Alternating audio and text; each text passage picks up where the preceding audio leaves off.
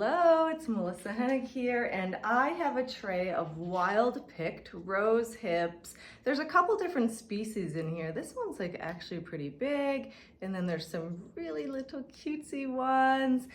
These are wild rose hips. They're really high in vitamin C, antioxidants, good for immune system, fighting infections, cardiovascular system, anti-inflammatory, all the things that rose hips are good for. We're going to make an easy way that's alcohol-free to ingest them. Because sometimes people pick all these and go, what do I do with these rose hips? So we've got these beautiful rose hips. I was up in Colorado on an herbal field trip, picked them maybe a week or two early. They're much more sweeter if you wait until the frost. So after the frost hits, pick your rose hips, or if you are right there looking at the most beautiful rose hips ever and the right place, the right time, and you're not gonna ever be back there, you pick them a little bit early and then you pop them in the freezer. They smell so good. I wish you could smell this through the camera. So I popped them in the freezer, then I laid them out on this tray, and they're still very fresh. They're not dry, they're fresh, they're squeaky, you know, you can squeeze them. When rose hips are dried up and you buy them from a store, they've been sitting, they traveled, they've been sitting on a shelf, they're all dried up, they're hard, they don't look anything like this. This is the real deal. So you're gonna take these, we're making an oxymel. An oxymel is just an herbal traditional remedy where it's alcohol-free, and you take an acid, which is the raw apple cider vinegar, and you take a honey, and you take a fresh plant or a dry plant, and you put it together for a month. And the vinegar pulls out the minerals of the plant, which is awesome. So basically you're getting all the health benefits of apple cider vinegar, all the health benefits of raw unheated honey, plus the herbs. And it's this one's especially delicious. So what we're gonna do is just take our rose hips, and I like to open them up, blend them up. Let's see here. Can you see this?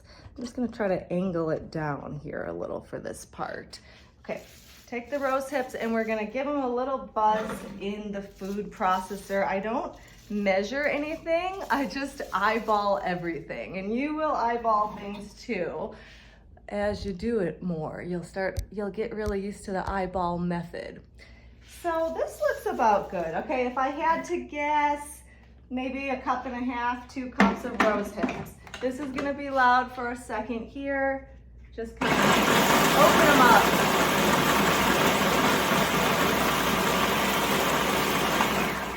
And this is so simple. So you pop them in the food processor, open them up, they're, oh my gosh. Woo! I just really wish you could smell this. It smells so good.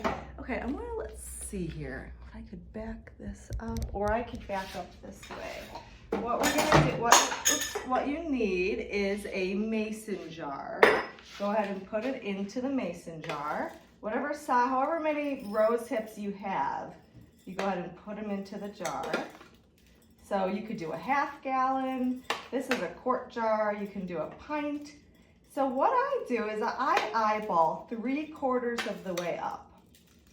3/4. Let's see. It's a little messy. Smells like kind of like cherries. That's pretty good. Can you see that? Just kind of open them up, eyeball it, put them in. And I do use like this vinegar that people talk about, you know, it's been bought out. I won't put the brand, but there is a really nice Mother Earth vinegar as well if you want to use that. It's raw, unheated, unpasteurized apple cider vinegar with the mother, so it does grow kind of a little scoby on the top. So I eyeball this, pour it in. Now here's the thing, I like to do 2 parts vinegar to 1 part raw honey because I just don't want it as sweet and sugary. Even though raw honey is medicinal, you know, it's still gonna spike the blood glucose and blood sugar. So here we go. Can you see that, what I just eyeballed? And then the rest I'll fill up with raw honey. Okay, it's so good after it's done. So you just take see, this is when you know it's raw. See how it doesn't come out, it doesn't move? This is truly raw, unheated honey. It kind of crystallizes in the jar. It's very medicinal. If it's pouring out of a little teddy bear and it's liquidy, it's been heated. And once it's heated and pasteurized, it's no longer a medicinal product anymore. It actually becomes like high fructose corn syrup. So you want to make, sorry, I keep bending down because this is kind of, I want you to be able to see. So you want to make a really medicinal remedy here. So buy truly raw, unheated honey. It won't be liquid when you buy it. Okay, so we put that in. I'm just going to rinse my hand. I got some new bamboo paper towels, which feels pretty good because the white ones are bleached. Okay. So here's the thing about apple cider vinegar and lids. They tend to eat, they pull minerals out. You know how you use apple cider vinegar when you make bone broth because it helps pull minerals out? Well, pulls like heavy metals out of this lid. So if you're gonna use this lid, you have to use the parchment paper in between, put it on, screw it on. That's totally doable and fine. And I also just buy these really thick ball leak-proof lids. I really like them. They're BPA free. I'm sure they have some other chemical though in place of the BPA, but you know, the plastic, the vinegar won't eat the plastic either.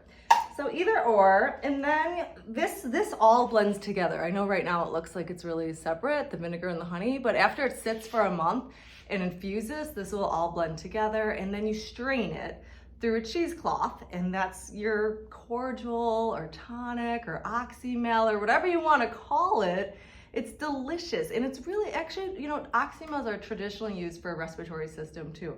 Like, it's really good for coughs, sore throats. I mean, vinegar and honey, kitchen remedies right here.